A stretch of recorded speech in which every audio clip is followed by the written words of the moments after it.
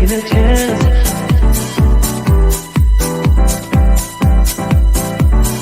Telling me to dance, taking a chance. Hi, and welcome back to another episode of Grit and Grace Leadership Talks with myself, Kate Taylor. I'm excited because we have a lovely guest that's come on today. That is someone that I have worked with in business, I think for probably 4 or 5 years now. And she is a lady that has helped me build my personal brand on social media online. So I really wanted to share about her and her business with you all to see if it might be something you guys might need in your life or business too. So I want to introduce you to Candace, who runs Elephant in the Boardroom. And I'm so excited to talk with her around marketing, business, social media, everything that we do together, but also around business and life. So welcome, Candace. Thanks for coming on today. Thanks for inviting me. I'm really excited to be a guest. We've worked together for quite a while, so it's exciting to be part of your season this year, one of your episodes this season. Yes. I know, one of those days, huh? No, we're excited. I was trying to think about how long we've been working together because it was definitely pre-COVID.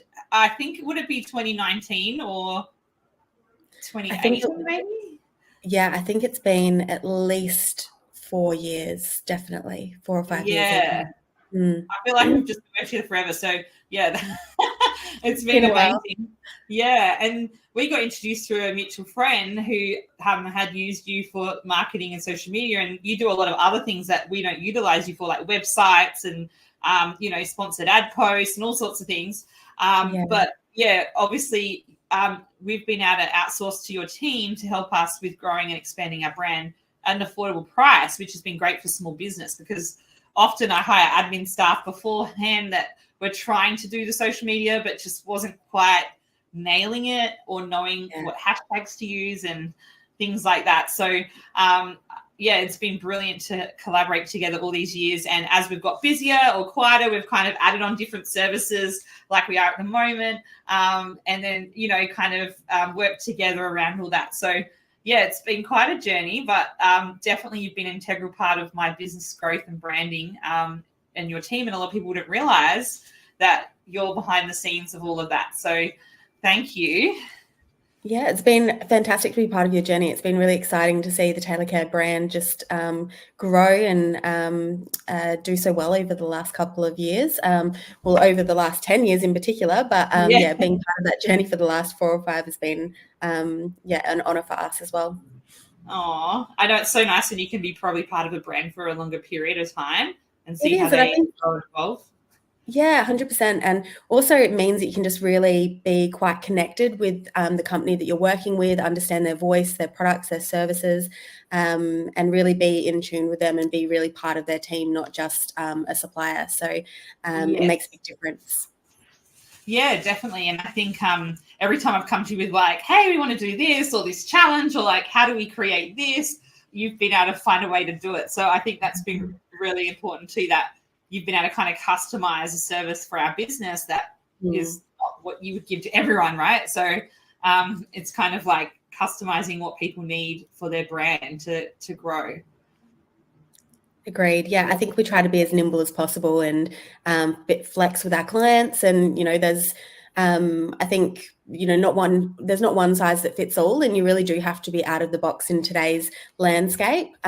People are so busy, they're managing, businesses, they're managing their families, and we're all just running at, full speed 24/7. We're so connected in today's landscape as well. So I think that's really important to have set the bar there where you can be out of the box and try and be nimble and flex with clients so that you can fit in with them as well, not just be quite, I suppose, conventional around the service offering that you have.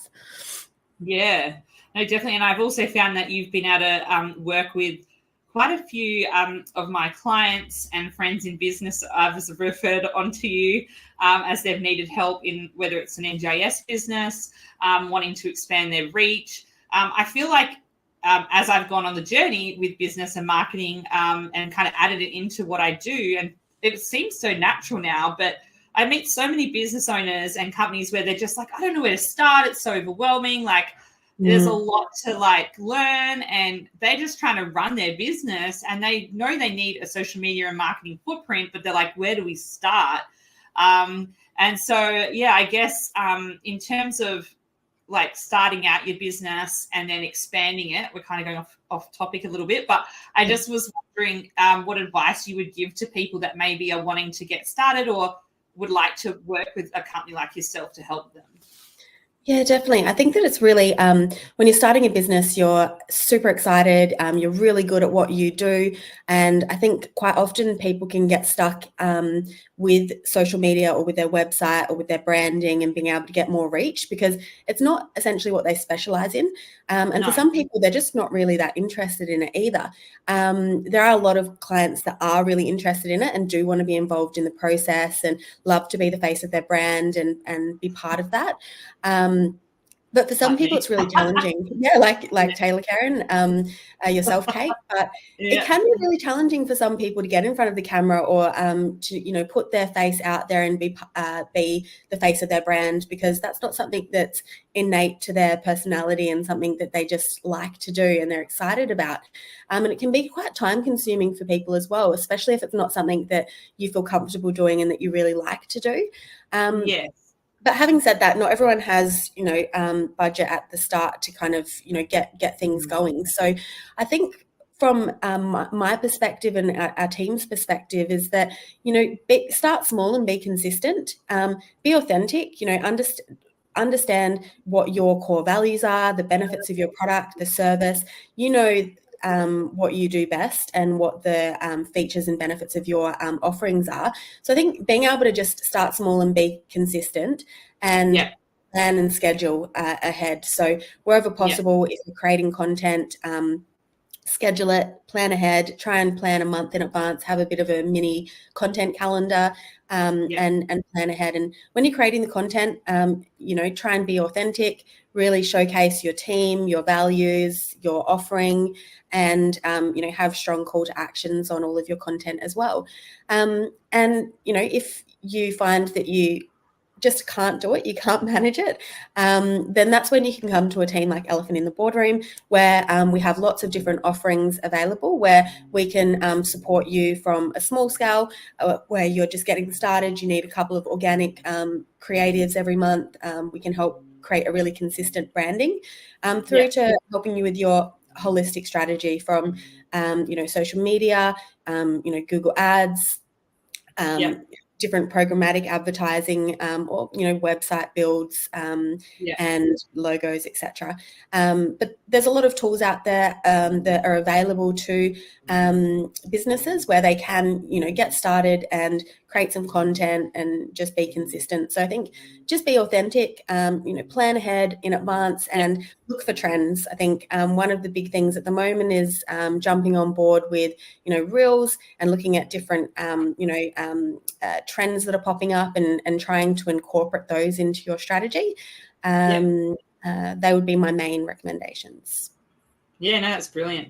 And I think that's the thing, people get so overwhelmed by it, and actually they don't have to do it all. Like I think if you're a private practice and it's watching, or an NGS startup that's probably like, you're actually skilled at what you do, but you don't know where to start when it comes to marketing.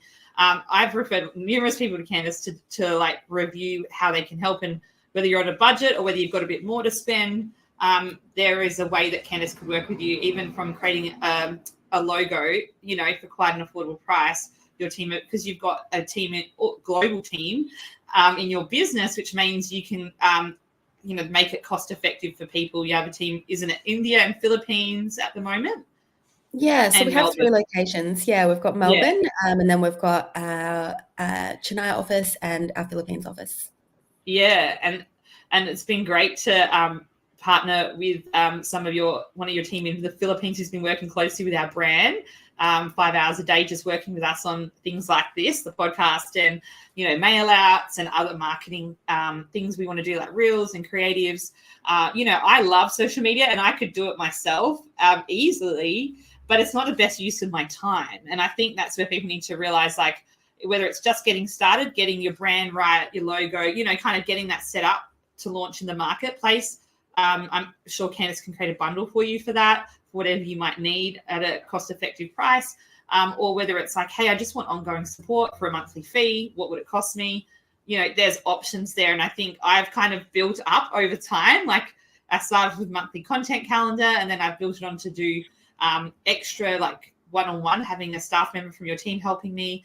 And it's just been such a great way to keep the branding consistent and the marketing out there, regardless of having someone physically in the office with me to do it all. So yeah, I do think in the long run, it's a lot more affordable for people to think about.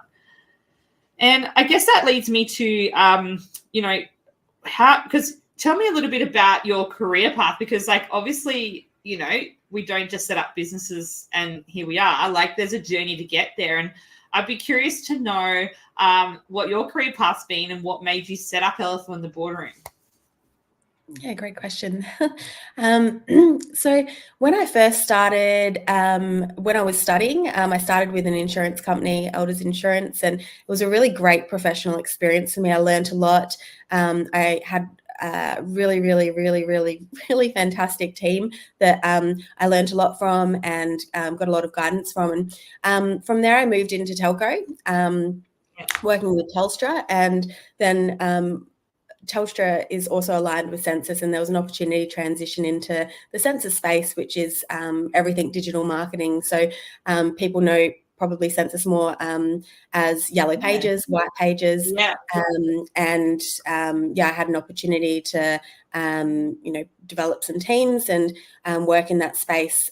So we did everything from acquisition of new businesses to build websites, run SEO strategies, and then through to the fulfillment of teams that would set up the websites, quality check them, work with clients to really fulfill that product.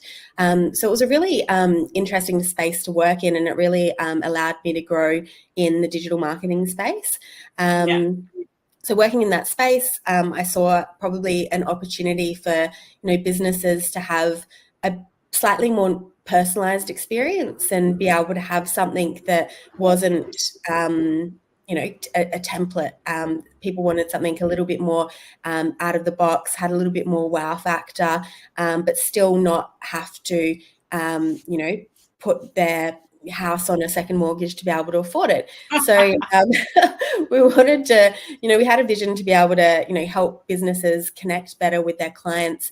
And as we all know, when you go online to Google and you're looking for a service or a product, when a website pops up and you click on it, if you go to that website, it's the first representation of that business, and if it doesn't look great, then most people will click back and just go to the next business, and it's your best employee working for you 24/7 really. So for us, it was about being able to help businesses represent themselves better, connect with their clients, and be able to essentially grow. And for some businesses pre-COVID, they were doing really well just having, bricks and mortar setups, and they didn't need potentially websites because they were getting foot traffic through to their, cupcake shops or their cafes. But then when COVID hit, a lot of people realized that they needed to be online immediately.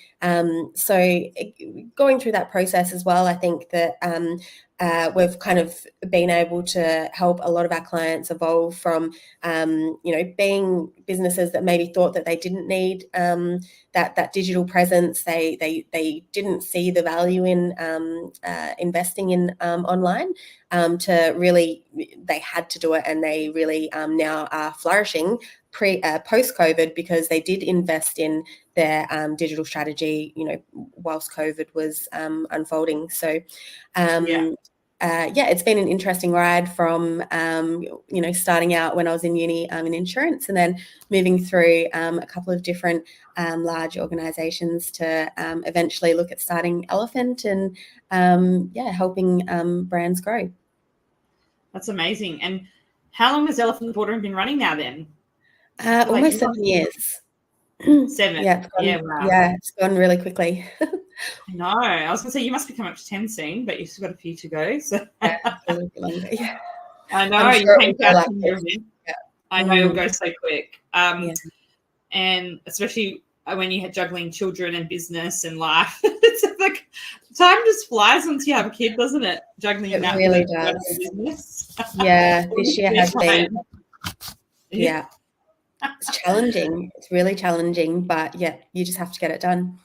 Yeah, exactly. And so in terms of what advice, I guess, well, we've kind of gone through around personal branding, but in terms of helping you keep your well-being and self-care in place and mental health throughout running a business, throughout COVID, throughout having international offices, like what have tools or self-care do you put in your week to help you thrive in what you're doing?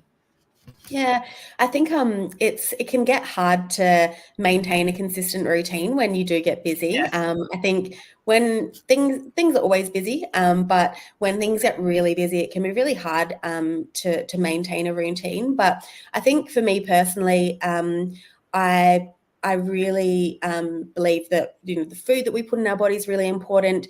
Being able to learn helps us grow and stay mentally focused. So I used to love reading books, but I probably don't get as much time as I used to. So I have got on board with an app called Blinkit, which you get 20-minute snippets of books, which is a fantastic way of kind of getting it's a brilliant app. It's a great way of getting audiobooks that are kind of summarized and be able to still get the rich content that you'd get from a book. Obviously, it's not as detailed as a book, but it's a great overview. And also exercise. I love getting out and going for a walk, getting some vitamin D. If I'm really enthusiastic, I'll go for a run, but definitely just getting out and stretching the legs and being able to get some endorphins pumping and get some, get out into nature and get some fresh air. I think it's really important.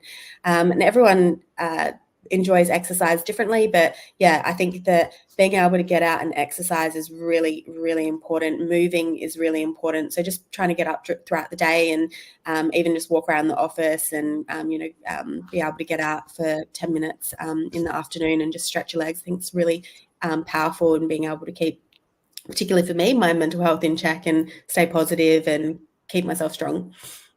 Yeah, no, it's so important, isn't it, to have almost like micro habits where you can just kind of do something for 90 seconds or, while you're on a phone call, kind of go for a walk around the block, just try and find ways to keep moving in your day because we can easily get caught up and kind of stuck in meetings. And something I brought in recently was I have to take my daughter to gymnastics a few nights a week. And I would get to her, rush to get her there by 4:00. And then I end up having to wait for several hours because she goes for a long time. And I'm like, well, if she's exercising for 4 hours, I'm going to do at least 1 hour of something. So what I started doing was walking around the park across the road and having phone calls, because obviously when I'm on my computer in the gym, I can't really be making calls because it'd be too noisy. So I save all the emails for afterwards. And then while it's still sunlight, I've been doing laps around the park. And that's when I get my calls in. And actually, I found that I get really quite good ideas when I'm talking and walking and having fresh air. It's been really interesting because I was like, I just felt like it was a good use of time, like doing two things in one time. And if I haven't got anyone to talk to, I will listen to a podcast or something. But generally, if I've got clients to follow up with or something, I'll make those calls in that time. And from 4 to 5. And I actually find that I feel like so much happier. And then I don't mind sitting down for a few hours and working because I've had that time to get out and clear my head. Yeah, I actually read something recently about the power of walking while you're talking and the impact that it has on your creativity, being able to, 100%. It makes sense now because I'm like, that happened to me. So when you're feeling like you're getting a bit stuck or you're just trying to help a client, you don't know what to do, sometimes walking and talking might be the way to go, hey? Yeah, 100%. And even I think when you're having conversations with team members, getting out and going for a walk can be really... Yeah, that's a good idea. Yeah, it's a really powerful way to be able to connect with them on a different level and be creative together. And it's not as, I think, formal or confronting as sitting opposite each other or next to each other at a table. So different ways of connecting and communicating with teams. Yeah, I've been doing like on a Wednesday, I catch up with one of my staff. We go for a coffee in the morning and have our catch up at the coffee shop. And that's been really nice to have that kind of connection and chat in a different place from the office, just to try and like still be focused, but a bit more relaxed so that you can talk more honestly and openly. And yeah, I find that that's really nice than a formal meeting. I guess these days people want something a bit more, not so full on. You're right. Yeah, so it's a nice way to do it. It's hard when you've got international team because most of your meetings are literally on Teams, so it's hard to be creative. I remember in COVID, though, we were all getting stuck being at home in lockdown, and one thing we did was on a Friday, I'd make our team catch up. We all had to get out and walk wherever we were and have a walk and talk catch up. Great idea. Like, holding your camera, walking along with must look so silly, but like it actually made us all feel like we were doing something together. I might have to bring that back. Yeah, I think it's a fantastic idea. To do that. I think people are really creative over COVID, right? Like we had some of our clients would come to meetings dressed up, so they'd have like Friday fun day, and like leadership teams would jump on days. Dressed up as like Alice in Wonderland characters, and using different tools to do quizzes on Fridays, things like that. Yeah, it's good. I know we need to keep that up because I think they were good things from COVID. Yeah, 100%. That we started. Yeah. Oh, and what's your favorite quote that you feel showcases that grit and grace in leadership and life? Is there anything that kind of comes to mind? Yeah, I think this is a really old quote, but I think that it's really relevant and powerful across everything that you do in life, not just work, but 10% of life is what happens to you and 90% is how you react. I think it's Charles Swindoll that said that. And I think that it's really, it kind of sums up business and life really, is that something can happen and that you've got two options of how you will look at it. It's either you can take it in your stride and let's focus on solutions and let's power ahead, or you can really get stuck down in the less positive parts of the situation, and that can really, destroy your hour or your day or your week. So I think that it's probably one of my favorite quotes. I also love a lot of Richard Branson's quotes, and Melanie Perkins is also a huge role model for me. I think that they're both really great entrepreneurs, but from a quote perspective, just on a day-to-day, I really love that quote. Yeah, no, that's really good. I like that. And I think, we all have things that happen to us that we can't control and that are good or bad, and having that choice to have that grit and resilience and rise despite it, but also giving yourself that grace and kindness to go, you know what, I need to pull back for now, look after myself so that I can respond in a more positive way. I think getting that balance is always a challenge. That's something I've been working on lately myself, because we are, we're not superhuman. Like I think as business owners, like I did a post on this on socials. It was around today was, like, people think because we run a business that we're just like these superhumans that don't have emotions, and that somehow we just show up every day and perform and are at 100% performance all the time. And actually the power of vulnerability, as Brené Brown would say, is around showing up even when it's hard and having the courage to be able to like say to people around you, hey, you know what, I'm having a rough time right now. This is the support I need, and let's work together. So it's like kind of showcasing from the leadership down that, you know what, even as leaders, as managers, we have hard days, and I need your help today because I'm not doing too well. And I think that's something I've had to learn to do over the years, especially recently. And I find it hard because I think there's this expectation that people think we're always going to have it together, even when our whole world's behind the scenes could be falling apart. We're meant to like show up and kind of fake it till you make it or something. I don't know. But I think it's really important to like have that vulnerability as well mixed in. Yeah, I completely agree. I think it's a challenge. But I think that in today's workplace, it's something that people are getting more familiar with, and especially with a lot of the brands like Are You OK Day, which I know that you're affiliated with. I think that the noise from that and it being really something that businesses are really aware of, especially after COVID as well. I think that it's making a big difference, and people are feeling like they can have those conversations and they don't have to carry the weight of the world on their back every day.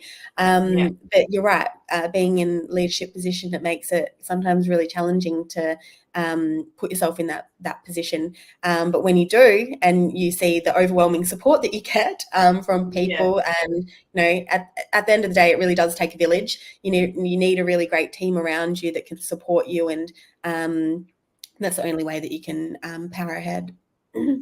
Yeah, I think so. And I think knowing that, that people at work and friends and family have got your back during the highs and lows of life. I think, I think we're traditionally taught to have that grit as a leader, and, tenacity and, being able to be resilient and just keep going after being knocked down. But I think in recent years that grace is really coming into the party a bit more. And I'm so grateful, because it's hard work trying to pull it all together all the time, every day. We are all human, and having that grace for your leaders as well is really important, because, we go through a lot of behind the scenes that people wouldn't know about, and often people don't talk about. I try and share what I can on socials, but not many people do that. And I hope that helps others feel like they're not alone juggling life and business. Yeah. So, I think that you're a great role model for a lot of business women. So, I think a lot of people appreciate all of the, I suppose, raw content that you do put up, and the voice that you put towards a lot of, causes and everyday challenges that we all face. Yeah, thank you. I definitely try. I don't want it to look like a highlight reel. I want it to be that kind of authentic, like highs and lows. It's not, you know what I mean?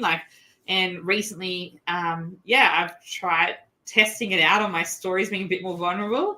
But it's definitely challenged me, because I've been raised to be this like perfect person almost. My dad being a minister, it was this whole image that we had to uphold. And it wasn't until through some counseling recently that I realized, I was like, oh, that's like this pressure that I've had on me since I was a kid, that I need to be perfect. And actually, I show more kindness to other people when they're not perfect than I do to myself. And I'm like, why do we do that? So it's really interesting how, the way we're raised can program us on how we show up in challenges, I think. Yes.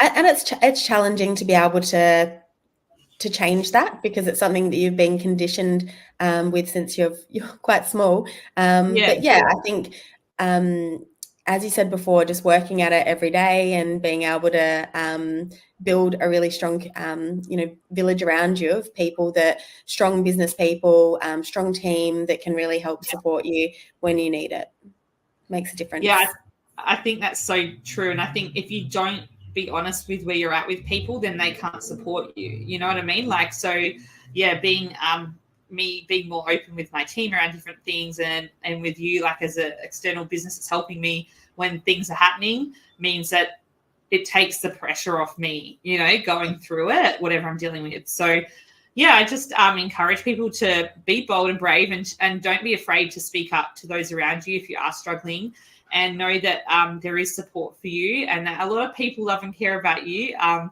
matter what you're dealing with. And it's really important to seek that help and support around you, and not go at it alone, despite whatever's happening for you. So, thank you so much for the chat today. And, definitely encourage you all. We'll obviously put how you can get in contact with Candace in the notes of this podcast, etc. But I would love it. Candace, how could people reach you and connect with your team if they were looking at doing some marketing in the future? So check us out online, www.elephantintheboardroom.com.au, or Elephant in the Boardroom on any of our socials, or just send us an email at team@elephantintheboardroom.com.au. We look forward to talking to you. Awesome. Thank you so much.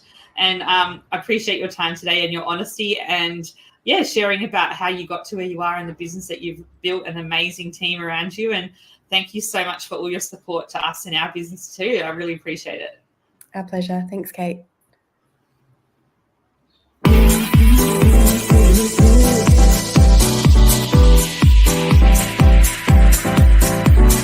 Telling me to dance, taking a chance.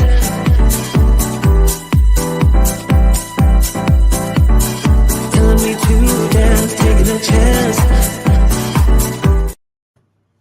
Thank you so much for joining us today on an episode for Grit and Grace Leadership Talks. We hope you enjoy it and look forward to connecting with you all soon on our social media, or reach out to myself, kate@taylorcare.com.au, if you need any support with recruitment